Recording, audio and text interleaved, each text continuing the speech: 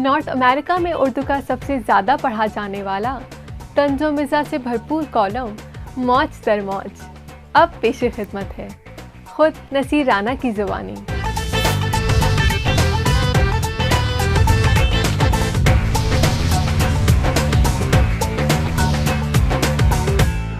امریکہ سے کوئی پاکستان جائے یا وہاں سے کوئی یہاں آئے، اب کوئی کسی کو کان خبر نہیں ہونے دیتا۔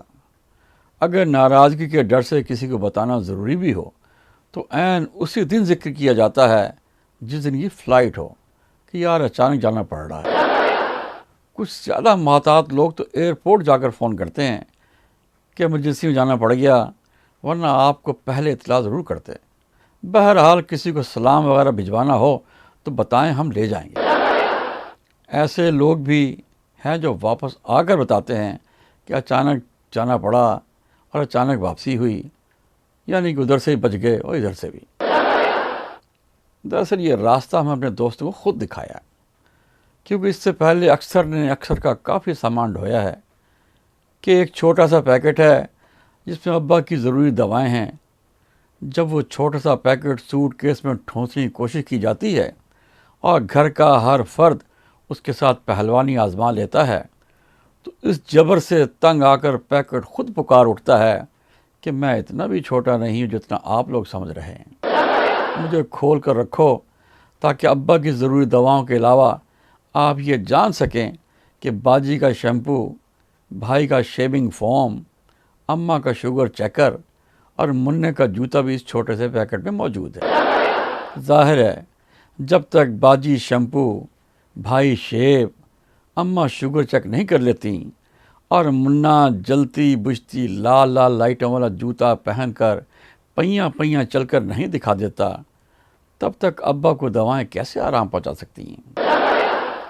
ادھر سے جو کچھ سامان آتا ہے وہ تو خدا کی پناہ، تلسی، شاہی میوہ کے ڈبے، گجک، سوہن حلوہ، ہاضمے کا چورن، کپڑے اور جیولری، اور اس کے علاوہ کسی کی شادی، بیاہ، منگنی یا سالگرہ کی ویڈیو ضرور ہوتی ہے۔ اگر فیملی میں کوئی فنکشن نہیں ہوا ہوتا تو پڑوسن کی لڑکی کی ویڈیو ہی بھیج دیتے ہیں اور لانے والا دل میں گالیاں بکتا ہوا بوجھ اٹھا لاتا ہے۔ کئی مرتبہ تو سامان زیادہ ہونے کے چکر میں اضافی رقم بھی پلے سے ادا کرنا پڑتی ہے۔ ایک صاحب نے خود ہی ہمیں بڑے رازدارانہ انداز میں بتایا کہ ہمیں اگر کوئی کہتا ہے کہ سامان لے جاؤ تو ہم فوراً حامی بھر لیتے ہیں کہ جو چاہے دے دو، ہم لے جائیں گے، اور پھر پوری احتیاط سے اپنا سمجھ کر لے جائیں گے، آپ کو نہیں سامان کو۔ دینے والے بھی سوچتے ہیں کہ بیوقوف قابو آیا ہے، خوب بھر کے سوٹ کے حوالے کر دیتے ہیں۔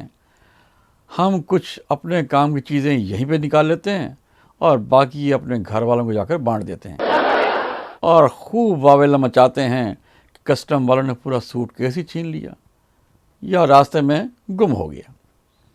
واپسی پر بھی یہی فارمولہ آزمایا جاتا ہے تو خریداری کی کافی بچت ہو جاتی ہے اور آئندہ کے لیے بھی جان چھوٹ جاتی ہے، اور دوبارہ ہمیں کوئی موقع بھی نہیں دیتا کہ ہم کہہ سکیں کہ آپ کا سامان ہم اپنا سمجھ کر لے جائیں گے۔ دوسرا فائدہ یہ ہے کہ جس کو رازدارانہ انداز میں یہ واقعہ سنایا جاتا ہے اور اسے کہا جاتا ہے کہ وہ کہ اپنا سامان دے دے، تو وہ اتنا محتاط ہو جاتا ہے کہ اب ہمارے ہاتھوں بچے کی چوسنی بھیجنے کا بھی رسک نہیں لیتا، کیونکہ انہیں اندازہ ہو جاتا ہے کہ پورا جہاز صحیح سلامت پہنچ جائے گا مگر یہ چوسنی راستے میں ہی گم ہو جائے گی۔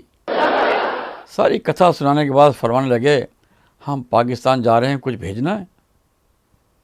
ہم نے کونیوں تک ہاتھ جوڑ کے ان سے معافی چاہی اور کہا کہ بھائی آپ خیر سے جائیں اور خیر سے آئیں، ہمیں معافی رکھیں۔ اس آفر سے ویسے سامان بھیجوانے والے کوئی نہ کوئی راستہ نکال لیتے ہیں۔ ہمارے دوست نے ہمیں ایک ای میل بھیجی جس میں کچھ مرچ مسالہ لگا کے ہم آپ کی خدمت میں پیش کرتے ہیں۔ قصہ کچھ یوں ہے کہ راجستھان کی ایک مارواڑی فیملی اس وقت کافی پریشان ہوئی جب امریکہ سے انہیں اپنی اماں کی ڈیڈ باڈی کا تابوت ملا۔ تابوت میں اماں کو بری طرح ٹھونسا ہوا تھا۔ پہلے دیکھ کر سب کو اپنی امریکہ والی بہن پر غصہ آیا کہ اگر اماں اتنی موٹی ہو گئی تھیں تو تابوت ہی ذرا بڑا بنوا لیا ہوتا. اماں اس طرح سے تکلیفیں پھنس پھنسا کر اور ٹھس ٹھسا کر تو نہ آتی، لیکن جب اماں کے اوپر رکھا ہوا خط کھول کر پڑھا تو بہن کی مجبوری سب کی سمجھ میں آ گئی، بلکہ سب نے بہن کی عقل اور کاروباری ذہن کی داد دی. واہ کیا آئیڈیا ہے. خط میں لکھا تھا کہ اماں کی موت کا بہت افسوس ہوا، ان کی آخری خواہش تھی کہ ان کی لاش کو راجستھان میں ہی جلایا جائے، لہذا کافی خرچہ کر کے ان کا تابوت روانہ کر رہی ہوں. میں ساتھ ضرور آتی مگر چھٹیوں اور ٹکٹ کا مسئلہ تھا. بہرحال تابوت کھول کر اماں کو اچھی طرح ٹٹول لینا، کیونکہ اماں کی لاش کے نیچے 12 چیز کے ڈبے، 10 پیکٹ چاکلیٹ، 4 شیمپو، 2 شیونگ کٹ اور 4 پرفیوم رکھی ہوئی ہیں. آپس میں طریقے سے بانٹ لینا، اور اوپر تلے اماں کے پیروں میں 6 جرابوں کے جوڑے، 3 ریباک کے جاگرز، اور سب سے اوپر والا جوتا 10 نمبر کا ہے جو موہن کے لیے، اور اس کے اندر جوتے رادھا اور لکشمی کے بیٹوں کے لیے. اماں نے 6 امریکن ٹی شرٹس اور 2 جیکٹیں پہن رکھی ہیں، بڑا سائز موہن کے لیے اور چھوٹے لڑکوں کے لیے. 2 نیم برانڈ جینز اماں نے پہن رکھی ہیں، یہ بھی لڑکوں میں. دونوں ہاتھوں میں 4 گھڑیاں ہیں. ایک پورا جویلری سیٹ اماں نے پہن رکھا ہے جو پدما کی شادی کے لیے ہے. اس کے علاوہ اماں کو کچھ دن پہلے ہی نئی بتی سی لگوا دی تھی. جلانے سے پہلے یہ بتی سی ضرور نکلا لینا اور تاؤ جی کو دے دینا، کیونکہ اماں اور تاؤ جی کے جبڑے کے سائز تقریباً ایک ہی ہے. اور ہاں، بتیسی میں ایک دانت سونے کا بھی ہے، اسے توڑوا کر منی کے لیے کان کی مرکیاں بنوا لینا. ویسے اگر اماں دبلی ہوتی تو ذرا زیادہ سامان آ سکتا تھا. چلو خیر ہے، اگر کچھ چاہیے تو بتا دینا، جلدی بھیجنے کی کوشش کروں گی، کیونکہ بڑی آپا بھی آج کل ذرا بیمار شمار سے رہنے لگی ہیں.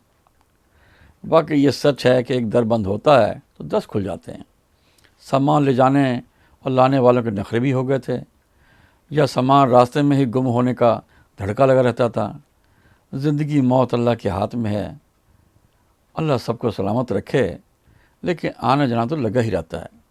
بس حوصلہ راجستھانی فیملی جیسا ہونا چاہیے، پھر کسی کی منت کرنے کی ضرورت نہیں. اپنا سامان اپنوں کے ہاتھ بلکہ اپنوں کے ساتھ. کچھ بعید نہیں کہ کچھ لوگ اس کو کاروبار بنا لیں کہ اپنا سامان تابوت کارگو کے ذریعے بھجوائیے اور ڈور ٹو ڈور وصول پائیے.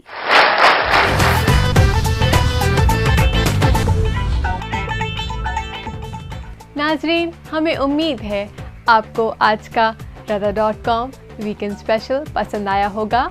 اگر آپ اس پروگرام میں شرکت کرنا چاہتے ہیں یا اپنی رائے دینا چاہتے ہیں تو اسکرین پہ دیے گئے فون نمبر یا ای میل پہ رابطہ کر سکتے ہیں. نیکسٹ ویک آپ سے پھر ملاقات ہوگی. Good bye and have a nice weekend.